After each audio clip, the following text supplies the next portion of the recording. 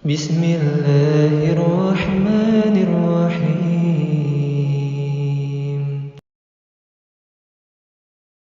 Muhibban, kalau kamu tidak mampu, maka minimal engkau orang yang mencintai ilmu, engkau orang yang senantiasa suka dengan ilmu. Wala takun minal khamisah, jangan kamu menjadi orang yang kelima. Fatahlik, maka engkau akan binasa dan celaka. Para jamaah Bapak Ibu yang dimuliakan oleh Allah Subhanahu wa taala, pesan Abu Darda ini kalau kita fahami, kalau kita hayati, kita renungi bersama, bahwa pesan beliau ini memberikan motivasi kepada kita agar kita menjadi orang yang kalau mampu menjadi orang yang alim, orang yang berilmu, orang yang bisa memberikan kontribusi ilmunya Allah, menyampaikan agama, mengajarkan kepada masyarakat atau orang lain. Kenapa? Karena orang yang berilmu itu adalah orang yang sangat dimuliakan oleh Allah, para malaikat dan seluruh makhluknya. Bahkan gak tanggung-tanggung, di samping malaikat ikut mendoakan, memintakan ampunan, juga seluruh makhluk yang ada di alam semesta ini, bahkan ikan yang ada di laut, semut-semut yang ada di lubang, itu mereka senantiasa memintakan ampunan kepada Allah untuk orang yang mengajarkan ilmu.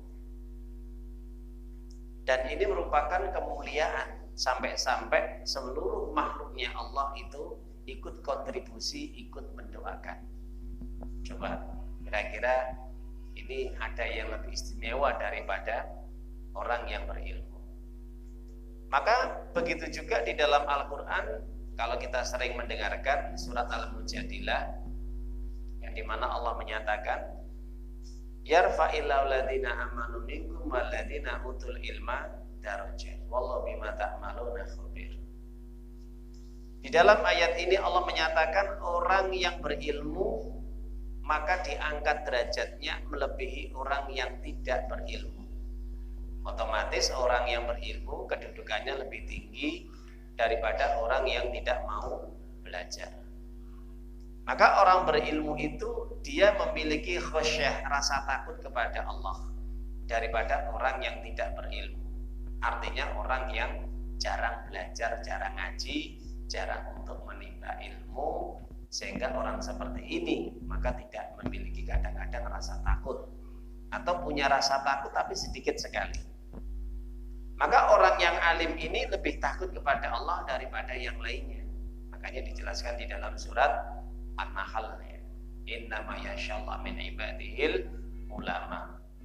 Jadi orang yang paling takut kepada Allah adalah orang yang memiliki ilmu, ya siapapun dia. Maka para jamaah Bapak Ibu yang dimuliakan oleh Allah SWT, maka tujuan orang yang memiliki ilmu ini pastinya bisa mengangkat derajatnya lebih tinggi daripada yang lainnya, bahkan memiliki kedudukan yang lebih mulia di hadapan Allah Subhanahu wa taala setelah kedudukan para nabi dan rasul Allah. Itu yang pertama, pesan Abu Darda, hendaknya engkau menjadi orang yang alim, yang mengajarkan ilmu, yang juga mendakwahkan ilmu, membina, membimbing masyarakat agar mereka mendapatkan pencerahan ilmu sehingga mereka bisa semakin dekat kepada Allah Subhanahu wa taala. Yang kedua, kalau kamu tidak bisa menjadi orang yang alim, kata Abu Darda, ya, hendaknya kalian menjadi yang kedua. Apa yang kedua? Yaitu orang yang belajar ilmu, ya. Nyantri kalau orang sekarang. Tholabul ilmi kemanapun bisa, ke pondok pesantren, ke masjid, ke musola. Yang penting tetap mendapatkan ilmu, ya. Tapi para ulama menjelaskan, bagi orang muta'alim ini, mereka adalah orang-orang yang senantiasa mencatat ilmu yang diterimanya, ya. Jadi muta'alim itu lebih kepada mereka yang senantiasa orang-orang yang belajar di pondok-pondok pesantren ataupun di sekolah-sekolah yang mereka betul-betul menggali ilmu, mempelajari, memahami, kemudian berusaha untuk mengamalkannya. Nah itu. Maka dari sini para jamaah Bapak Ibu, orang yang muta'alim ini adalah orang yang senantiasa menyerap ilmunya gurunya, ustadznya, ataupun murabinya, pembimbingnya, atau mungkin istilah sekarang kiainya atau yang lain, itu betul-betul diserap, diambil ilmunya, ya, dipelajari, dicatat, dipahami, dimengerti dan diamalkan. Ini namanya muta'alim. Ya, itu. Kalau tidak bisa menjadi muta'alim, orang yang betul-betul dia nyantri atau belajar atau dia mendapatkan ilmu dengan catatan-catatan yang dia peroleh dari wejangan-wejangan atau bimbingan dari para guru dan para ustadznya, maka yang ketiga kata Abu Darda, paling tidak kamu menjadi orang yang ketiga. Apa orang ketiga? Menjadi mustami', pendengar. Jadi kalau antum ini sekarang ini kedudukannya mustami', bukan muta'alim. Kalau muta'alim mencatat, ya. Paling tidak kedudukan antum ini yang ketiga, ya, mendengarkan ilmu. Tapi dengan catatan mendengarkan itu betul-betul harus diserap, betul-betul harus bisa dipahami.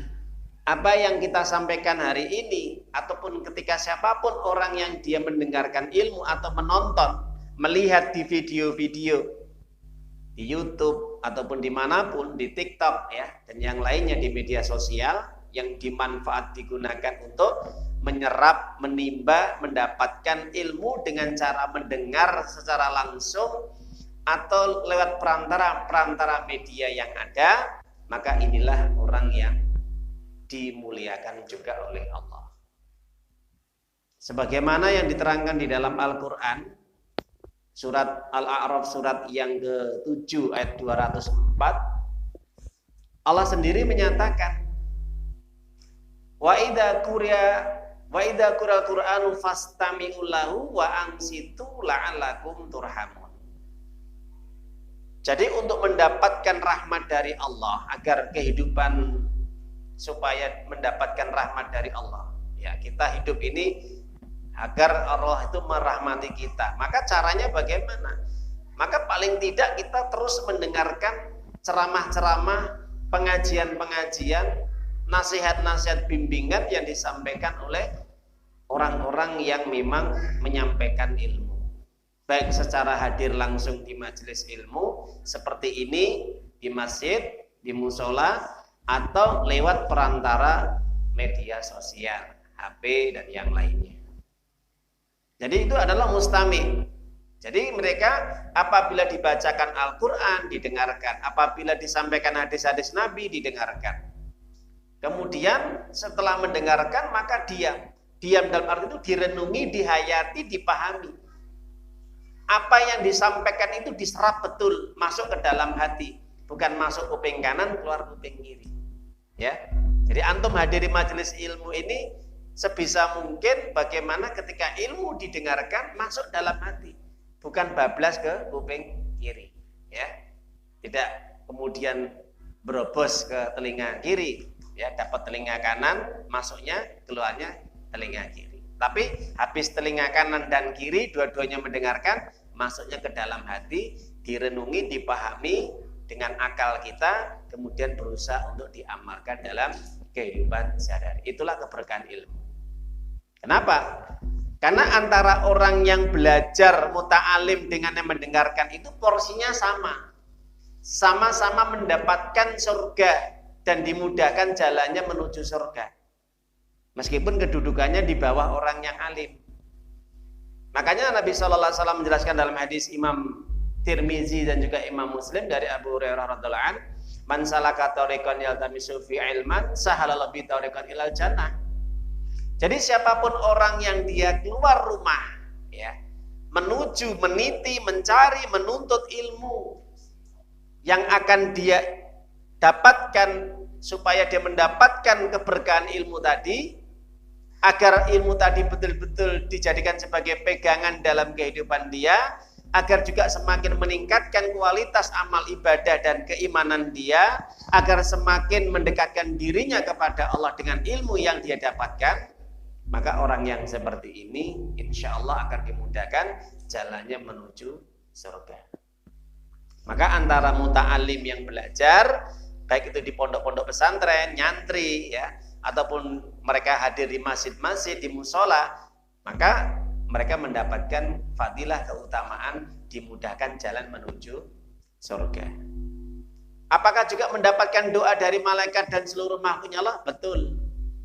Makanya juga orang yang belajar muta'alim, yang mendengarkan itu, mereka sama-sama juga mendapatkan doa dari para malaikat, terutama malaikat rahmat yang senantiasa mendoakan orang-orang yang mereka mau belajar, menuntut ilmu, mau mendengarkan. Itu yang ketiga. Jadi pesan dari Abu Darda, jadilah orang yang mustamil, pendengar setia, senang dengan ilmu, ya, cinta dengan ilmu sehingga betul-betul bisa mendengar dengan baik. Nah itu. Wakun muhibban, fa illam tastati wakun muhibban. Kalau kamu tidak bisa, hendaklah jadilah yang terakhir, yang keempat. Jadi orang alim mungkin nggak mampu, itu pilihan dari Allah, ya, bakat, ya, skill. Yang kedua, kalau tidak mampu menjadi orang yang berilmu, orang yang mengajarkan, membimbing, menyampaikan, mengajak, menjelaskan, menerangkan tentang ilmu-ilmu agama Allah, maka orang yang belajar, ya, menuntut, mencatat, nyantri, ya, sekolah, maka kalau tidak mampu, paling tidak mungkin mendengarkan.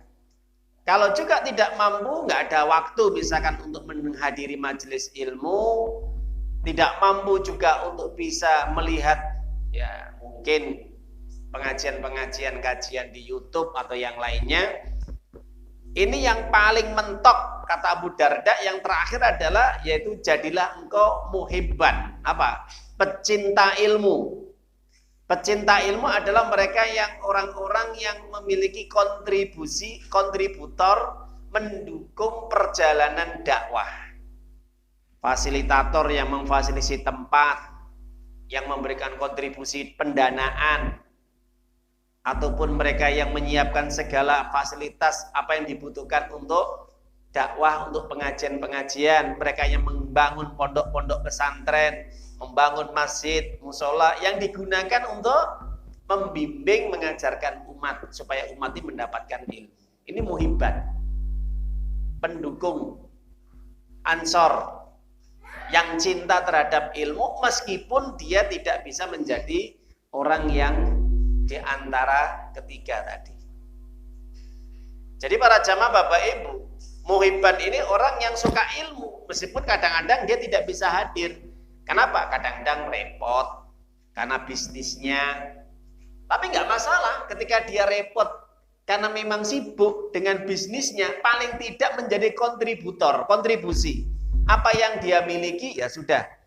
Saya nyumbang air, nyumbang makanan, ya, nyumbang apa saja. Yang penting demi kemaslahatan dakwah tetap berjalan, demi kemakmuran masjid tetap langgeng, demi supaya pondok-pondok pesantren itu tetap berjalan, bisa mengajarkan santri-santrinya. Kenapa? Karena muhibban ini adalah orang-orang yang memiliki kontribusi, baik pikiran, baik tenaga, baik dengan harta, atau langsung dengan ilmu yang dia miliki. Jadi para jamaah Bapak Ibu yang dimuliakan oleh Allah Subhanahu wa taala, maka pesan Abu Darda, seorang sahabat Nabi yang mulia ini, maka inilah orang-orang yang senantiasa juga mendapatkan ampunan dari Allah. Kenapa? Dia minimal di dalam dirinya, dalam jiwanya itu masih ada kecintaan terhadap ilmu. Senang, ada pengajian senang dia. Ya. Ada orang-orang yang berilmu juga senang, ada orang yang belajar nyantri juga senang dia. Maka bagaimana caranya dia juga mendukung. Nah itu. Tapi kata Abu Darda, wala takun minal khamisah fatahlik. Tapi jangan sekali-kali menjadi orang yang kelima. Maka kamu akan binasa, celaka dan hancur hidup kamu. Apa yang kelima? Maka ketika Hasan Al-Basri ini ditanya, yang dimaksud yang kelima ini apa? Yang pertama, saya jelaskan pendapat para ulama ya. Kalau Imam Hasan Al-Basri yang kelima, jangan kamu menjadi mubtadi. Orang yang senantiasa melakukan satu amalan-amalan yang tidak ada petunjuknya di dalam Al-Quran dan Sunnah. Atau kamu membuat amalan, meracik suatu amalan yang bertentangan dengan syariat. Atau yang menyelisihi hadis-hadis Nabi. Itu namanya mubtadi, pelaku bid'ah. Atau mengajak kepada kesesatan. Nah itu. Ini yang pertama. Yang kedua, Ibnu Abdul Bar ini menjelaskan yang kelima adalah mereka orang-orang yang suka menghalang-halangi baik yang mengajarkan ilmu, pendakwah atau dai, atau menghalang-halangi orang yang mengajarkan ilmu, mendakwahkan ilmu, atau menghalang-halangi orang yang belajar agama atau mencari ilmu, atau orang yang suka mengompor-ngompori, menghasut orang-orang yang ingin mendengarkan ilmu. Ini yang kedua. Nah, ini orang-orang yang seperti ini hidupnya hancur jelas. Hidupnya akan binasa nanti, baik di dunia maupun di akhirat. Kenapa? Sudah nggak menjadi orang yang mengajarkan ilmu, sudah dia nggak mau belajar, mendengarkan, pecinta, maka menjadi penghalang. Yang suka menghalang-halangi orang yang senantiasa berada di atas kebenaran. Menghalangi yang berdakwah, menghalangi yang belajar, dan juga menghasut orang yang ingin mencintai agama Allah atau ilmunya Allah. Nah itu. Maka orang seperti fatahlik, dia akan binasa nanti hidupnya. Kemudian Imam Nawawi menjelaskan bahwa yang kelima ini termasuk siapa mereka?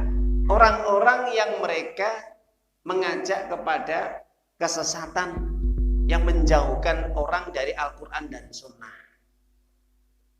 Memalingkan manusia supaya mereka itu tidak mencintai Al-Quran dan Sunnah, tapi mencintai apa?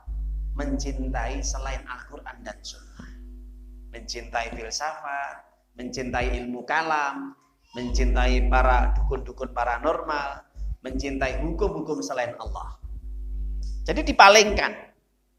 Dipalingkan supaya orang itu tidak cinta kepada agama Allah, tidak cinta kepada ulama, tidak cinta kepada orang yang belajar agama Allah.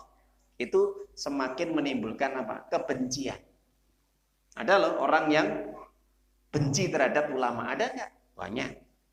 Benci orang-orang yang menegakkan kalimat Allah, berdakwah di jalan Allah, mengajarkan agama Allah, belajar agama Allah, itu dibenci oleh mereka.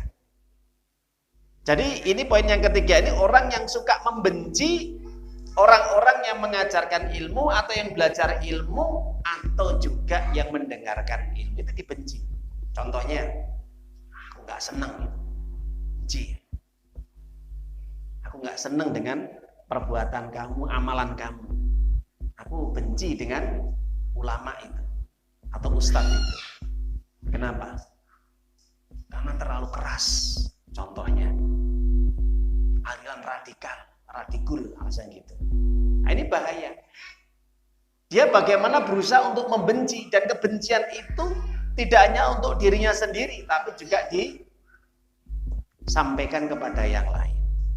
Nah, ini yang poin yang ketiga ya. Sudah nggak mau belajar, tidak mau mendengarkan, bukan pecinta, malah menjadi orang yang suka membenci dakwah, membenci ilmunya Allah, membenci Al-Quran dan sunnah-sunnah Nabi. Jadi kalau ada orang yang menjalankan sunnah-sunnah Nabi itu dia nggak senang.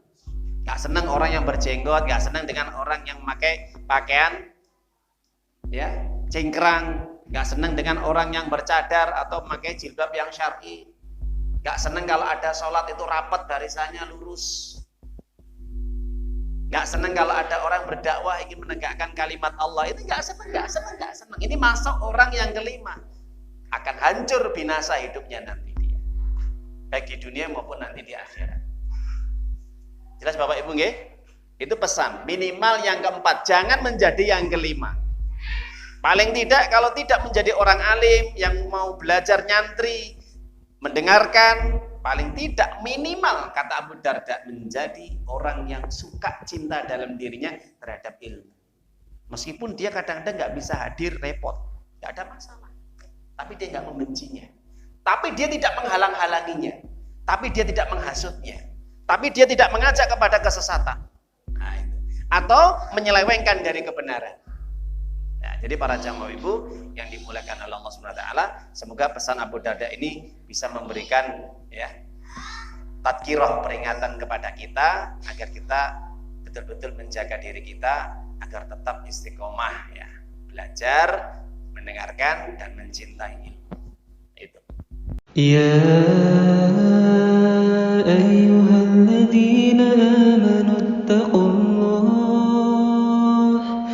ittaqullaha haqqa tuqatih wa la tamutunna